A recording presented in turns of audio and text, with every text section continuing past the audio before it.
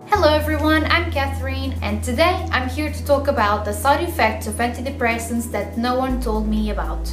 I take antidepressants for my panic and my anxiety disorder, and I've taken a few antidepressants for this past couple of years, and they all have a big list of side effects, but some of the side effects I've had on the long term are not mentioned, and that's what I'm here to talk about today. These side effects can be quite annoying, but they don't have a huge impact on my life. I just thought it would be important to share them with you so you don't think, okay, there's something going on with me, I have a serious mental illness, this is not normal. I don't want you to think that. I want to calm you down and tell you that it's fine. I have these symptoms too. It's totally normal. I've talked to my doctor about this and they are normal side effects, so you have nothing to worry about if you have these. So the first one is a side effect that has been bothering me for a really long time. I don't know if I should use these words to describe this, but I'm going to call it a night terror. Apparently I have many nightmares. I don't remember most of them, but how do I know this? I wake up drenched in sweat, like I've been in a very stressful situation, and it's usually very uncomfortable because I wake up and I'm absolutely freezing, and then I want to wrap my blankets around my body so I can get warmer, but it doesn't work because the cold isn't coming from the outside, it's coming from me. So it's quite uncomfortable, but I have to deal with that. I would say this happens like 5 out of 7 days in a week. It happens very often. Some people who have slept on the same room as me, like my mom in hotel rooms, my boyfriend, my friends, they have told me that I'm a very creepy person when I'm sleeping. I've always talked during my sleep my whole life. My mom says that ever since I was a kid, I would mumble stuff. But now, ever since I started taking meds, it's gotten worse. I've become more aggressive, whisper stuff like, "Get out of here," or "Leave me alone," and my body starts shaking violently like I'm attacking an invisible person. So apparently it's quite weird, and I'm glad I'm the one doing that, because if I was next to a person who does the same things as me while they're asleep, I would be so scared. People who talk during their sleep creep me out, really. So I'm glad I'm the one doing that. The second side effect is the loss of steadiness in my hands. I'm going to show you. I don't know if you can see this, but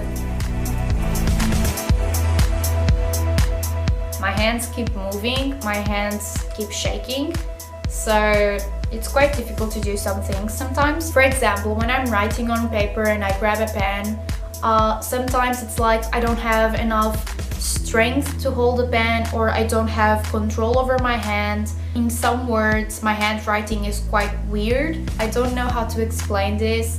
I don't know if you've experienced this, but this is the only way I can compare it to. When you go on summer holiday and then you go back to school and you grab a pen and you have to suddenly write again when you haven't written in so long with a pen, you grab your pen and it's almost like you don't know how to write properly. It's almost like you don't know how to hold the pen and write things down. That's the same feeling. That's what I feel most of the times when I'm grabbing a pen, and it's like my hand is not strong enough. Third one has a lot to do with memory. This one scared me a bit because I thought I had Alzheimer's. But once again, I'm a hypochondriac, so 90% of the times I think I have a disease, I actually don't have anything. I just keep forgetting things I have done or things I have talked about with someone. They are usually small details. I'm going to give you an example. The other day, my mom was driving us home, and when I got home, I was thinking and I realized I didn't remember the whole car ride. It was something that had happened like 2 minutes before, and I had no memory whatsoever of that happening. It was quite weird and quite scary because I thought there was something going on with me. Apparently it's a very common side effect, so there's nothing to worry about. Sometimes I forget the names of people when I'm mentioning them in a conversation, or I zone out for a bit and forget what I was talking about. I usually just forget small details. It's not like I forget things I've studied for or whole conversations I've had with people. That doesn't happen at all. The last one is not being able to distinguish short dreams from small details from recent memories. The first time this happened to me, it was at night. I was looking for a necklace and I had just come from a trip, so there were still many things inside my luggage.